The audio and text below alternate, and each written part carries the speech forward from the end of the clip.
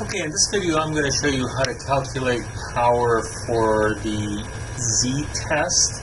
So in my last video I used a specific question in which we were comparing a sample that had a gestation age of 38.5 weeks in 22 African American women, and we were to compare them to the population of pregnant women who had gestation ages of 39 weeks with a standard deviation of 2 weeks. So in that case the population mean was 39 weeks.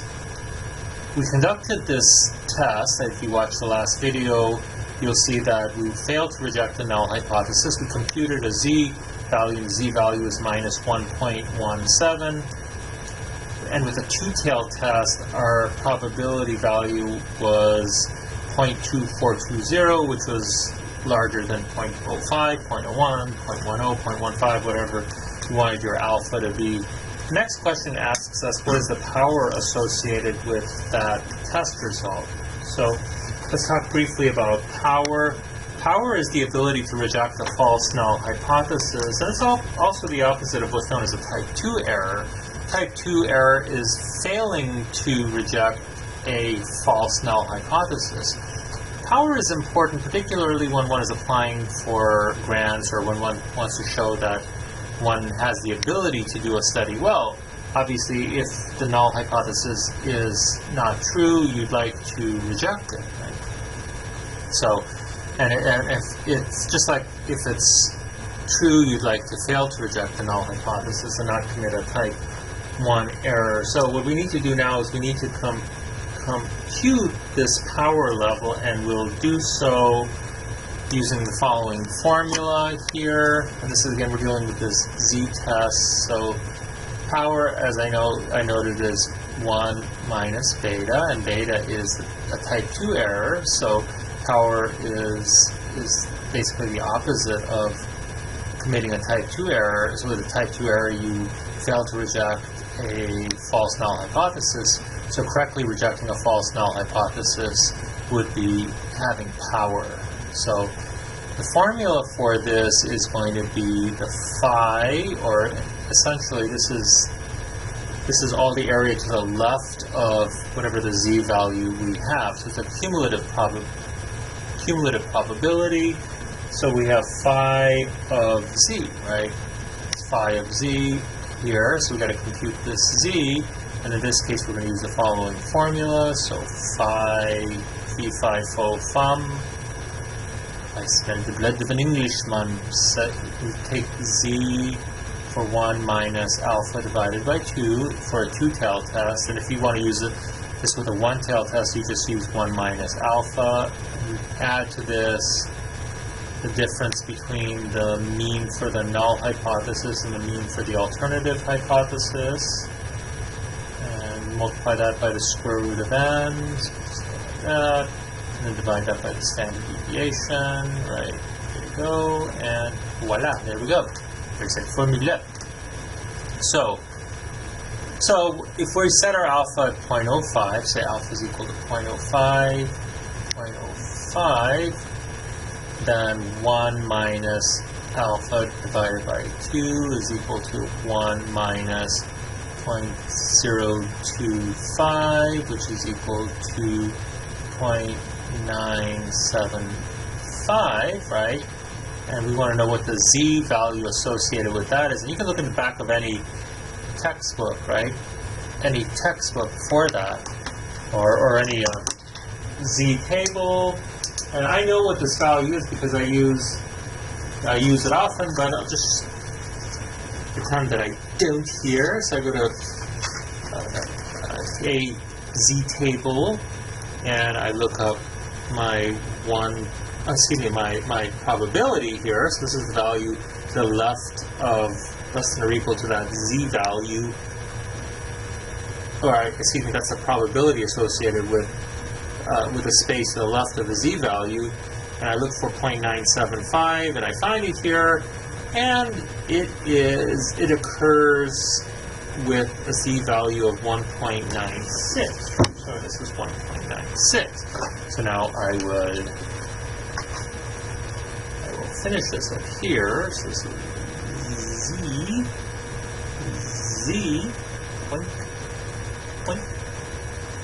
Z, 1.96. All right, so that's the first part of the formula that I need. So I got this phi of negative 1.96 plus, now I need the mean for my null hypothesis. So if you recall from the last video, the null hypothesis was that the sample mean is equal to the population mean, and the alternative hypothesis was that the sample mean is not equal to the population mean, right?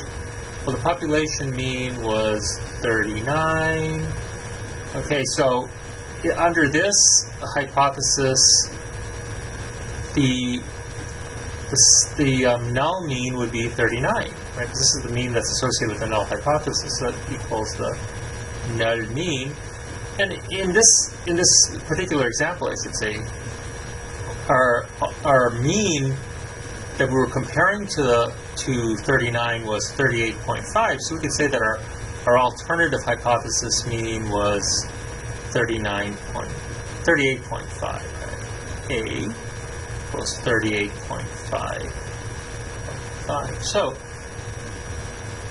in this ratio here, we'll have 39 minus 38.5. And we know that our standard deviation was, and I said it was 2 weeks, right? So it's going to be 2 here in the denominator, and we had 22 women here, so we're taking this n as 22, so we take this square root of 22. Continuing on, we have 39 minus 38.5 is 0.5, right? And that's a good one. 0.5 times the square root of 22, and we already did that for the other problem, and that's 4.69. So that's times 4.69. I was laughing at how bad I wrote that 5 here. Okay, so we got 0.5. So let's put our handy dandy calculator here. So we get 0.5 times 4.69, and this equals 2.345, and we divide it by 2, we get 1.1725. So we get 1.1725. All right, so now we'll place this little guy in here, right? So we'll get phi of minus 1.96 plus 1.17. And that will equal phi of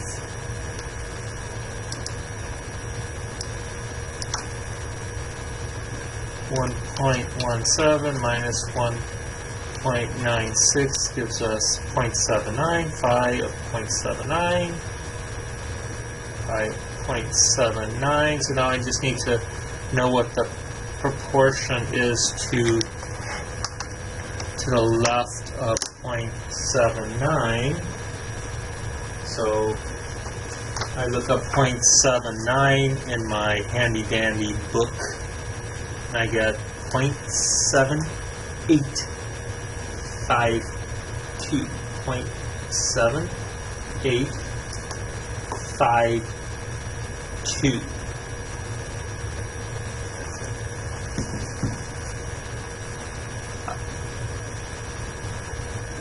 But I forgot. This is a negative value. Yes, this is a negative value, so I'm wrong there. It's not point. I forgot. See, there you go. Why didn't you tell me? You're supposed to be telling me this stuff. Jeez. My goodness. So it's phi of negative 0.7. I can't trust you guys for anything. Okay, it's a phi of minus 0.79. So I'm going to go to my book and look at minus 0.79, and I get, minus 0.79 is 0.2148. 0.2148. 0.2148. So it's 0.2148. So that means my power, 1 minus beta, is 20.2148.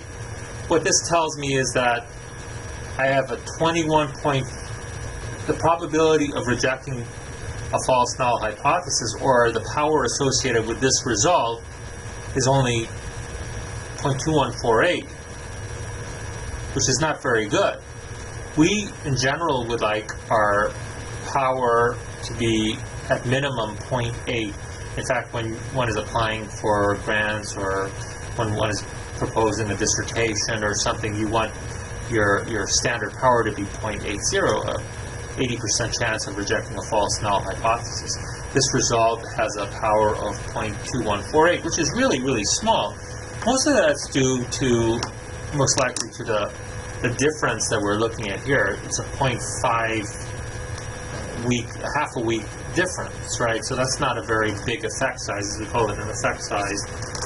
Also, that sample size isn't very large. Let's go to this graph just to get to understand this result a little better.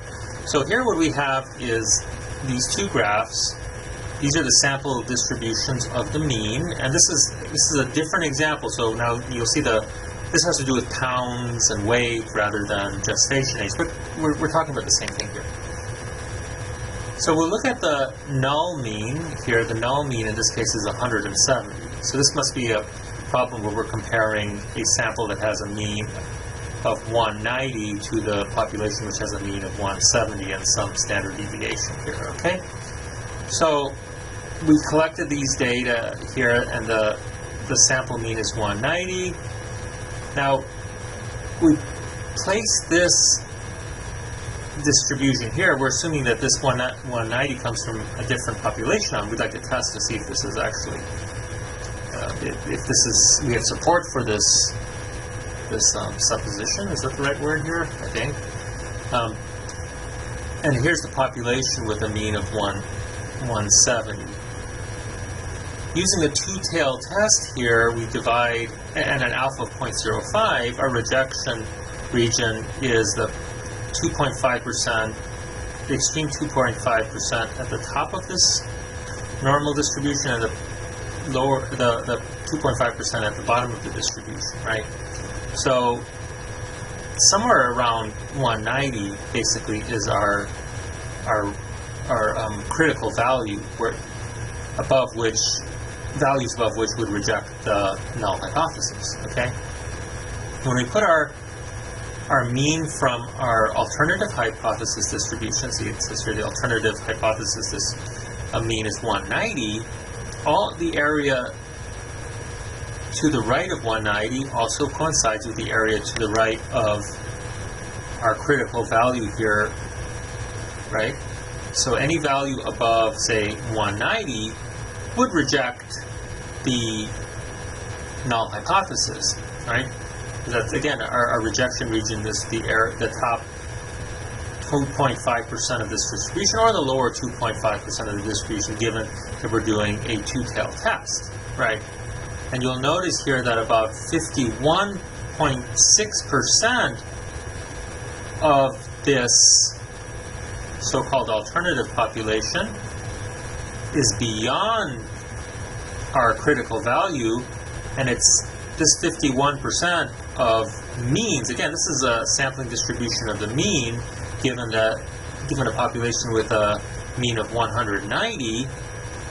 51.6% of the means in that sampling distribution, or 51.6% of the samples, would result in a rejection of the null hypothesis. So that means our power here is 0.5160. It's way below that 0.8 threshold. Interestingly, if we were to increase our sample size, given that the formula for a standard error of the mean is the standard deviation divided by the square root of the sample size, and we talked about that before, right? It's a standard. Let me just draw that real quickly here. Or is it drawn somewhere here? No, it's not. So Let's clear this. Clear. So we know that the standard error of the mean is equal to sigma divided by the square root of n. You can see as the sample size gets larger, the standard error of the mean will get smaller. And this is relative to the standard deviation of the population, right? So we go back to, where was I? Yeah, here we are. We go back here. You'll see that as we increase our sample size, what happens is, as we increase our sample size, the standard error is going to get smaller. And the standard error is the standard deviation of the sampling distribution of the mean. Okay, so both of them have the same standard error, right? The population, the null hypothesis population, and the alternative hypothesis population. As this value shrinks, and remember, it's always the top 2.5% and the bottom 2.5% of the population that will result in rejection of the null hypothesis, you'll see that this distribution kind of moves to the left, so the rejection region, the critical value for rejection moves left, so it's moving leftwards. Meantime, this alternative hypothesis sampling distribution of the mean also gets smaller, right?